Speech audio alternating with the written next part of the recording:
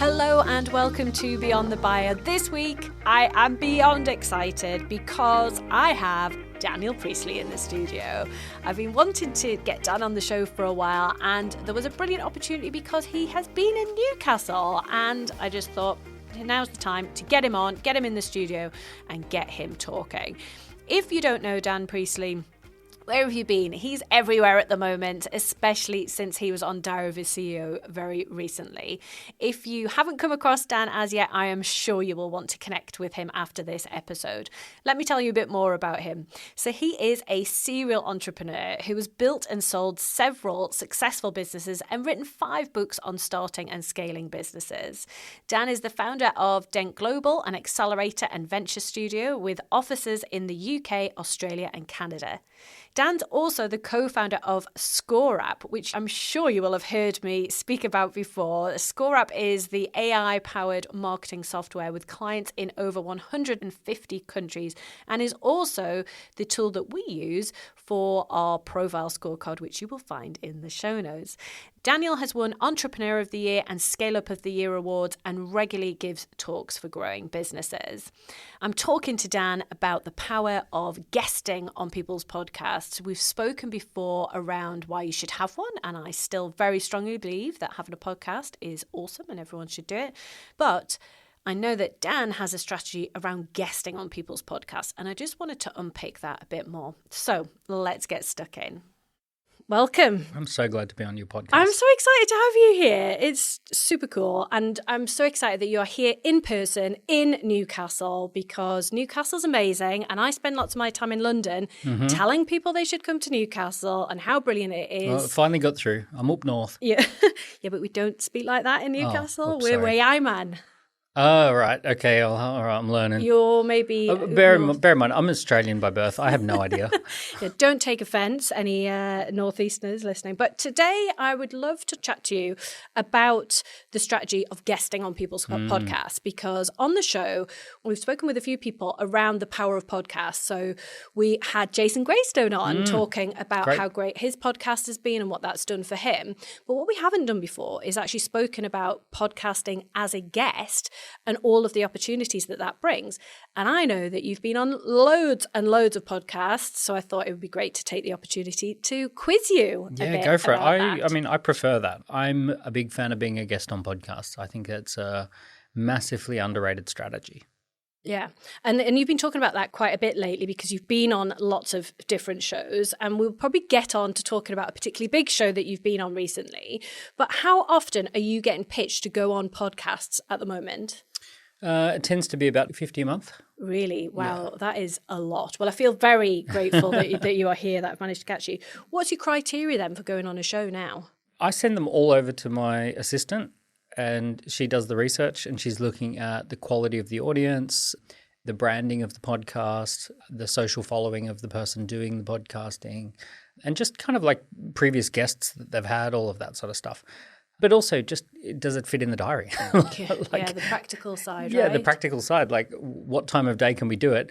Is it a physical podcast that I have to be there, or is it a Zoom podcast?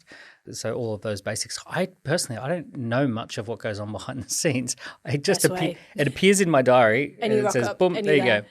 Yeah, and I guess because you're getting approached so often, are you now thinking about how many you want to be on? Because you don't want to be completely everywhere, do you? I kind of think that each podcast has its own audience. They've spent a lot of time building up a relationship with that audience.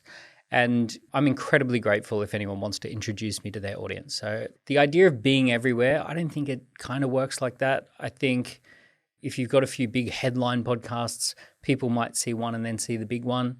But ultimately, if someone wants to introduce me to their audience, I'm really happy to do it. It's absolutely flattering. It's really lovely.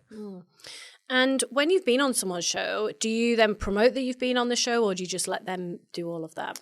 A bit of both. So especially the ones that are really professional podcasts that we end up with a really good looking finished product and you can tell they've put so much energy and effort into it. Yeah, then I'm going to try and email the database or share it on the social media. The truth is, at the moment, I do about 3 or 4 a week. Wow. So I can only promote so many. Do you think you'll get to a point where you just think, I'm a bit podcasted out now. I need to have a break. Yeah, definitely. It's also like I don't want to just kind of keep telling the same story over and over. You know, I want to have fresh content. So that means I need to go out and have more adventures. Do something else apart from being on podcasts. Yeah. So now that you're in a position where you're being approached a lot to go on podcasts, are you ever, or any of your team ever pitching to other podcasts for you to go on, or do you not need to do that now? No, there's like a podcast pyramid, if you can imagine. Yeah. So if you imagine like tier 1, 2, 3, 4, 5. So the tier 1 podcasts, those are the really big ones, the ones that every single episode gets 100,000 views plus, maybe millions of views. And then there's tier 2, and they tend to be tens of thousands, sometimes 100,000 plus. And there's tier 3, and they tend to be thousands, sometimes 10,000s. And tier 4 tends to be hundreds, sometimes thousands. And then tier 5 tends to be tens to hundreds. So the ones that you would consider to be tier 1 podcasts, they don't go looking for guests. They curate all the people who go to them. So you kind of have to know people who've been on the show. You've got to have a common friend, a common network. As soon as you do have someone who's in common that you know who's been on the show that's a friend of their podcast, you really want to kind of make that suggestion. So yeah, we do. Like if we think that there's a good way to connect with someone, it's not easy to get on those big tier ones, and unless it randomly happens. Which is what happens. Which is what has happened to me a couple of times. Yeah. So would you say the biggest show you've been on is Diary of a CEO? Yeah, Diary of a CEO has had like 2.5 million views on YouTube and another couple of million on Spotify. I've been on Ali Abdaal's twice, and those both had 2 million. And then Chris Do has had me on 2 or 3 times, and those have all had about 1 million collectively. So yeah, Ali Abdaal and Diary of a CEO and Chris Do, The Future, are probably some of the bigger ones. And I guess you're getting loads of approaches from people following, watching or listening to those shows. So Diary of a CEO in particular has got a massive halo effect. I don't know what Steven Bartlett does, but something about that show and something about the vibe around his show is almost like a Beatlemania vibe or like a halo effect that happens.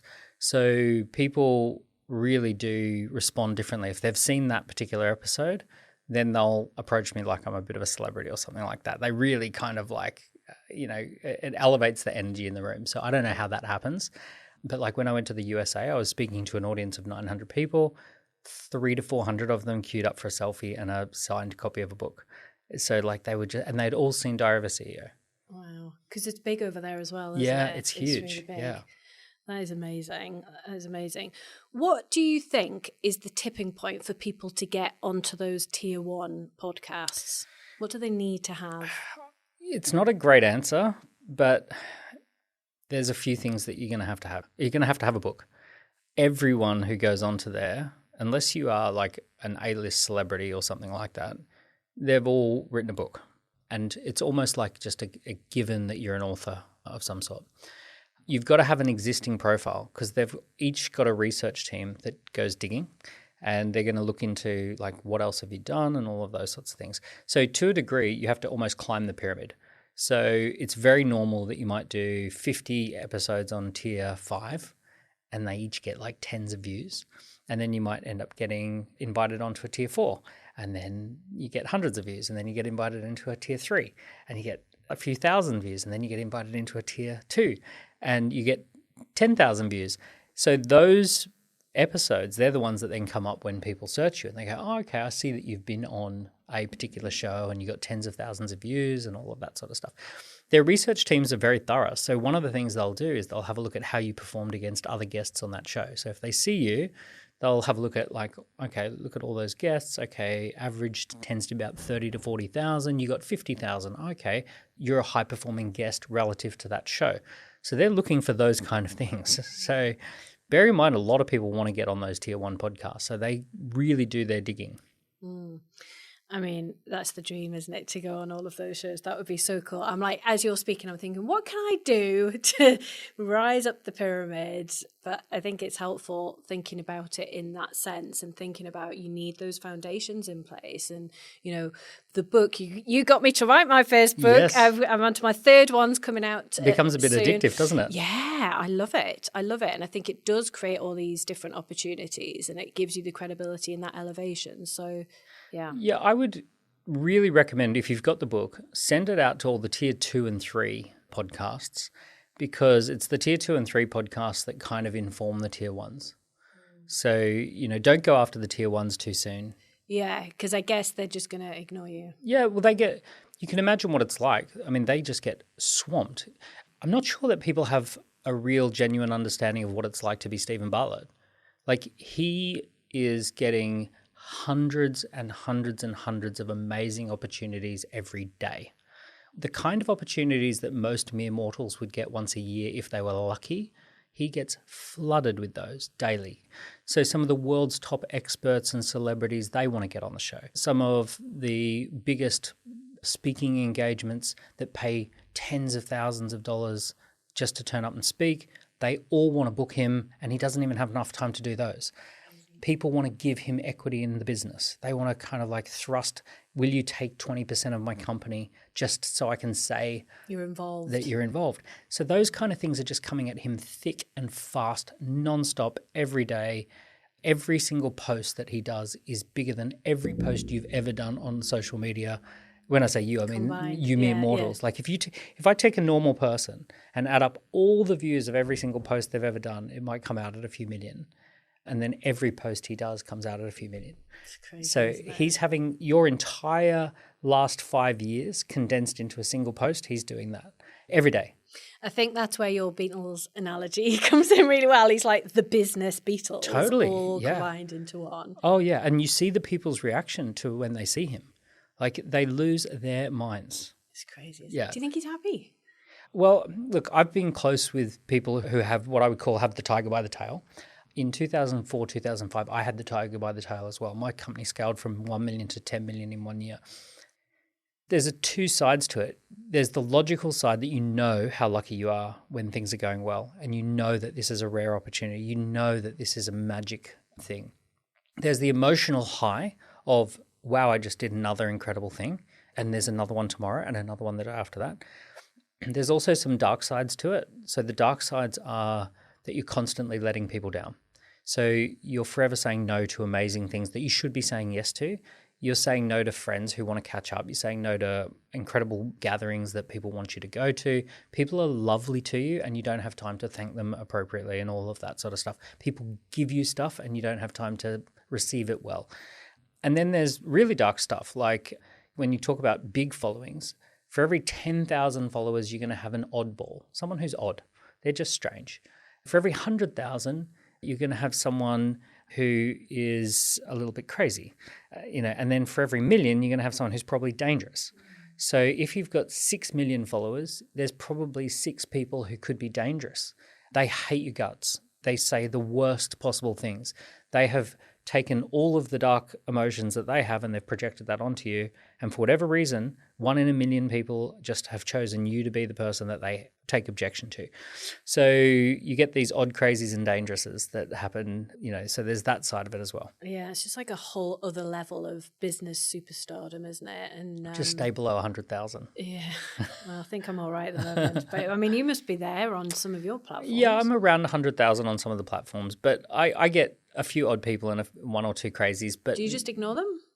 Sometimes they're fine. Like when I say odd and crazy, I mean like odd is just like sending you a really, really, really long direct message and like telling you all sorts of private information, and it's just like a bit odd.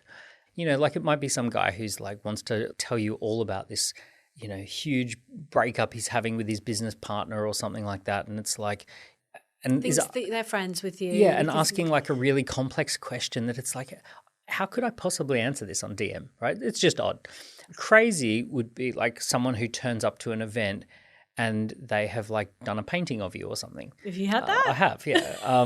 Is it hanging up in your toilet? Yeah. I gave it lovingly to my wife and she wasn't sure what I was I said, you, my love, need to keep this by your bed. So that's different, right? Yeah. So, look, with large numbers, you get some strange stuff happen. So funny. And if you read the comments of my episode with Steven, you get vast majority of people like, oh, that was a really good episode. And they just see it as an episode.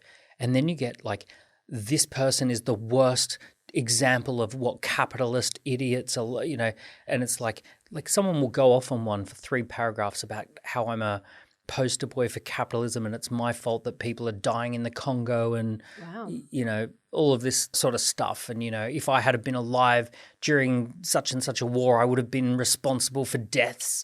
And if you spent time scrolling through these comments? Of course I do. When that you haven't got time for that. No, but when that episode dropped and it's like, brrr, it's like, of course you're going to read the comments. Like that day must have been wild. Yeah, because every time you look at it, it's gone up by like tens of thousands of views. It is really wild. The whole experience was wild because I was just skiing with my family. I remember. And then he sends a message and it was actually him who sent a message. Okay. Said, I've just been seeing some of your stuff on YouTube. I'd love to have you on the podcast. I'm like, total scam, whatever. Like, no.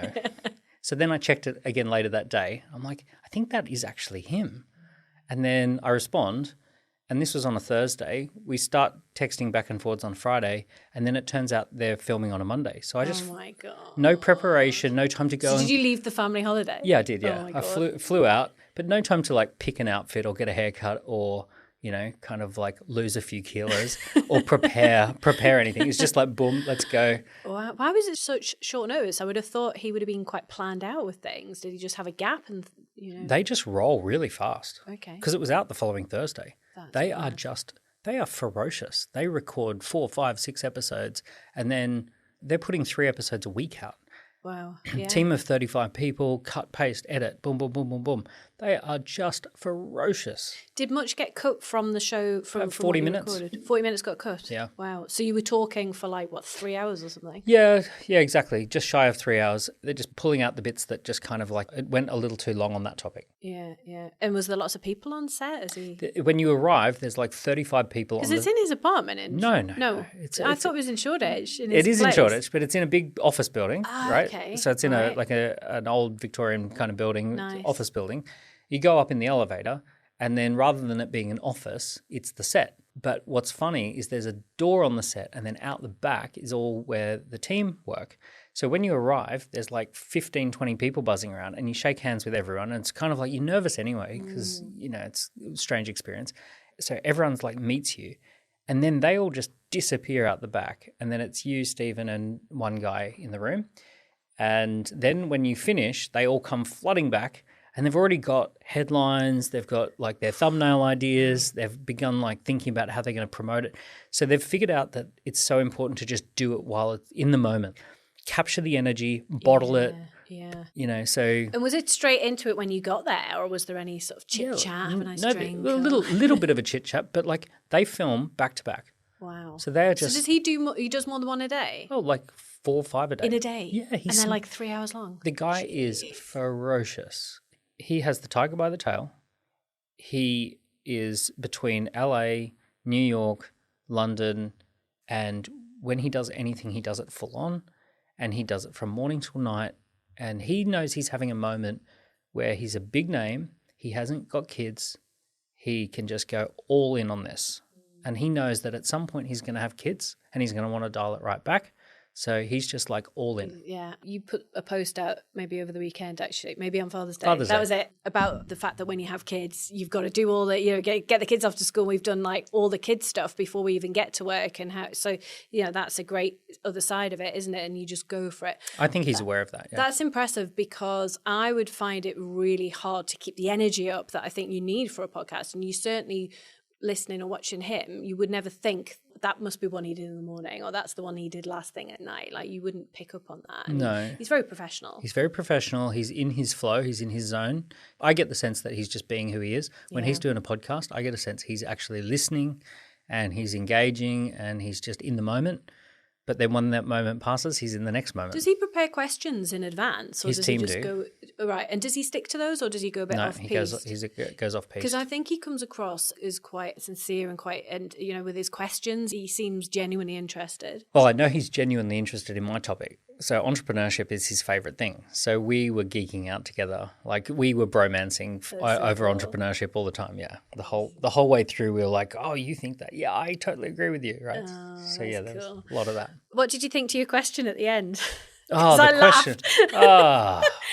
The question at the end, for anyone who doesn't know, was basically we get to the end of this big, long conversation and he says, the previous guest leaves you a question and they don't know who they're asking, but they're leaving you a question and you're going to leave a question for the next guest. Anyway, Daniel, your question is all about what would you wish you had have known about sex when you were a teenager or something like this. Now, this completely catches me off guard. That was so funny. And they edited out about 30 seconds of silence, I think, because I'm just like, I just froze. Like, this is not in my comfort zone. What am I meant to be talking about? So I rambled on about, stuff that I shouldn't be talking about. So and then as soon as I left, I was in the cab and I thought, I know the perfect response. I wish as a teenager someone had have told me that when you're on a podcast with 5 million people, don't talk about sex. Oh, that would have been good. That would have been a great way to finish up. Did you find out who'd asked you that question? Yeah, it was the sex therapist the week before. Okay, that makes sense. So what was your question that you left for the next person and who got it? Well, because the Diary of a CEO is such a big spotlight, I said, who is it that is in your life who doesn't get enough credit? Right. Nice. Who would you like to give credit to? Yeah. So. And who got the question? Do you know? He was a sports and fitness guy, and he said his wife. Oh, okay. Yeah. So it was good. It was a nice setup. Yeah. But I just thought it was a great opportunity for when you're on a big show like that to acknowledge someone who doesn't get enough credit. Yeah, nice. I like that a lot. So finally, thinking back to pitching yourself out for podcasts and getting on. So if someone's listening and they're thinking, I really like this strategy of going on other people's podcasts, what advice would you give for them that are just starting out to really make the most of it and really maximize that time that they're spending pitching to go on shows and also being on them? So first one is radical empathy. Put yourself in the other person's shoes and try and look at yourself through their lens and see how you look. If you can, maybe some people have this ability and some people don't, but like Google yourself and say, do I look like an amazing podcast guest? If you look at your LinkedIn and it doesn't even have a banner, and if you look at your LinkedIn and like you haven't posted for weeks and no one likes it, if you go over to your Twitter and, it's kind of like ranting about a cold chicken sandwich that you got on, blah, blah, blah. That's not going to be someone that someone wants to invite onto a podcast. So the first thing is just like... It's like an audit, right? Try and, sometimes I scratch my head and I think maybe some people have this power and some people don't. The ability to kind of look at themselves objectively. So you got to try and look at yourself. And if you don't have that power, get someone else and say, look, I'm impossible to offend.